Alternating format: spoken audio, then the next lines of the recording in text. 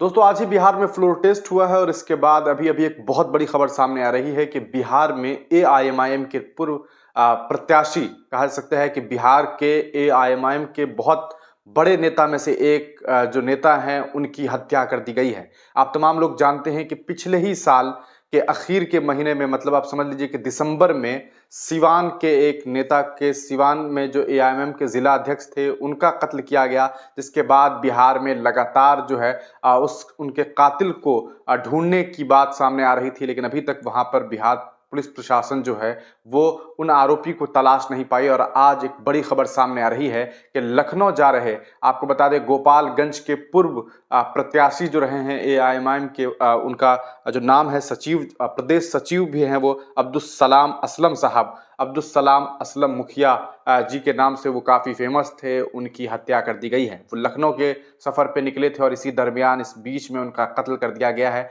आप तमाम लोगों को तस्वीरें हम दिखा रहे हैं जब उनका कत्ल किया गया, उसके बाद उन्हें किसी तरह अस्पताल ले जाया गया, लेकिन वहाँ पर जाने के बाद उन्हें जो है मृत घोषित कर दिया गया। आपको बता दें दोस्तों कि ये बहुत दुखद है कि लगातार एआईएमआईएम पार्टी के जो नेता हैं वो लगातार टारगेट पर हैं। आपको बता दें दोस्तों कि इस पूरे प्रकरण को अगर आप इस तरह से देखने की कोशिश करें कि लगातार पहले तो सिवान में जो मामला सामने आया, उससे पहले भी कई बार एआईएमआईएम पार्टी के नेताओं को धमकियां मिलती रही है, जिसमें बिहार प्रदेश अध्यक्ष जो हैं एआईएमआईएम पार्टी के अख्तरुल ईमान साहब, उन्हें भी लगातार धमकियां मिली है कि हम तुम लोगों को सबक सिखाएंगे। और इसकी जो कहा सकता है कि पूरी तरीके से जो जिम्मेदारी है वो बजरंग दल के एक लड़के ने ली थी और उसके बारे में उन्होंने लगातार पुलिस प्रशासन को बात कही भी, लेकिन इसके बावजूद भी पुलिस प्रशासन ना तो आज तक उस लड़के को गिरफ्तार कर पाई जिसने उन्हें धमकी दी। उसके बाद बिहार प्रदेश के युवा अध्यक्ष जो हैं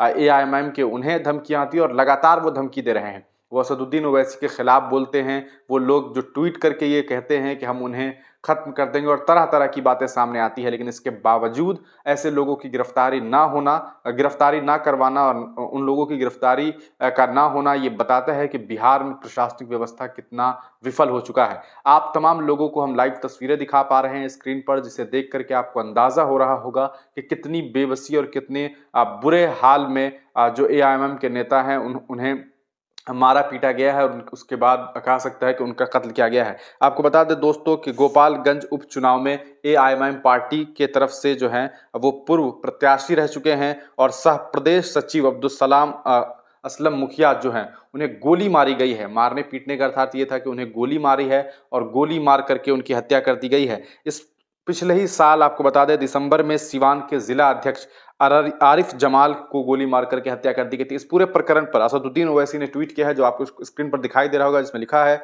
उन्होंने कि गोपालगंज उपचुनाव में एआईएमआईएम नेशनल के पूर्व प्रत्याशी सह प्रदेश सचिव अब्दुल सलाम असलम मुखिया की गोली मारकर हत्या कर दी गई है। अल्लाह से दुआ करता हूं कि उनके परिवार वालों को सब्र जमील अता करे। पिछले साल दिसंबर में हमारे सिवान के जिला अध्यक्ष आरिफ जमाल की गोली मारकर हत्या कर दी गई थी। नीतीश कुमार अपनी कुर्सी बचाओ खेल प्रतियोगिता में से समय मिल गया हो तो थोड़ा काम भी कर लीजिए। सिर्फ हमारे ही नेता क्यों निशाने पर हैं, क्या उनके परिवारों को इंसाफ मिलेगा? और यकीनन ये बात कही जा सकती है कि एआईएमआईएम पार्टी कहीं ना कहीं निशाने पर दिखाई दे रहा है और इसी वजह से ऐसा महसूस हो रहा है कि लगातार एआईएमआईएम पार्टी के जो नेता हैं उन पर निशाना बनाया जा रहा है। इस पूरे मामले के बाद बिहार प्रदेश अध्यक्ष अख्तरुल ईमान ने क्या कुछ कहा है, अब वो सुनिए। और सदमे के साथ मुझे इजारे ख्याल करना पड़ रहा है कि एमआईएम के सारंग के जिम्मेदार और स्टेट सेक्रेटरी हमारे उम्मीद पार्टी के गोपालगंज से उम्मीदवार रहे जनाब मुखिया असलम साहब का अभी अभी आधा घंटा पहले जालिमों ने मर्डर कर दिया है। और इससे एक महीना कबल, अभी 2 महीना कबल तकरीबन वहां सिवान में भी हमारे एक मजबूत कारकुन का मर्डर कर दिया लोगों ने और हुकूमत आज तक कातिलों को गिरफ्तार नहीं कर सकी है। मेरा हुकूमत बिहार से मुतालबा है कि मुस्लिम अकलियत के लोगों के जान और माल, इज्जत, आबरू की तहफ्फुज नहीं हो रही है। एमआईएम के पार्टी के जिम्मेदारों का इस तरह से कत्ल हो रहा है। आरिफ जमाल का पहले हुआ 2 महीना पहले और अभी जनाब असलम साहब का हुआ। दोनों की पार्टी से मजबूत वाबस्तगी थी। हुकूमत वक्त से हमारा मुतालबा है कि कातिलों की फौरी तौर पर तलाशी की जाए और कातिलों को फांसी के फंदे पर लटकाया जाए और एमआईएम के कारकुनों को तहफ्फुज दिया जाए। हम लोगों ने पिछले दिनों से, पिछले कई महीनों से हुकूमत बिहार के तमाम महकमे से, डीजीपी से लेकर के आईजी सिक्योरिटी तक, होम सेक्रेटरी तक हम लोगों ने गुजारिश की है, माननीय मुख्यमंत्री को लिख करके दिया है कि हमारे लोग निशाने पर हैं और हमारे लोगों को तहफुज फराहम कराया जाए, लेकिन हुकूमत ने तहफुज फराहम नहीं कराया। वो वजीर आला का वादा है कि क्राइम से, करप्शन से और कम्युनिज्म से कोई समझौता नहीं करेंगे। वजीर आला मोहतरम से हम गुजारिश करते हैं कि फौरी तौर पर इन कातिलों की गिरफ्तारी हो और ऐसे लोगों पर एसआईटी करके फौरी तौर पर ऐसे लोगों को फांसी की सजा दी जाए। हम हुकूमत वक्त से शदीद तरीन मुतालबा करते हैं कि बिहार में अकलियतों के जानो माल, इज्जत व आबरू और बिलखुसूस एमआईएम के लोगों के तहफ्फुज़ का सामान करें।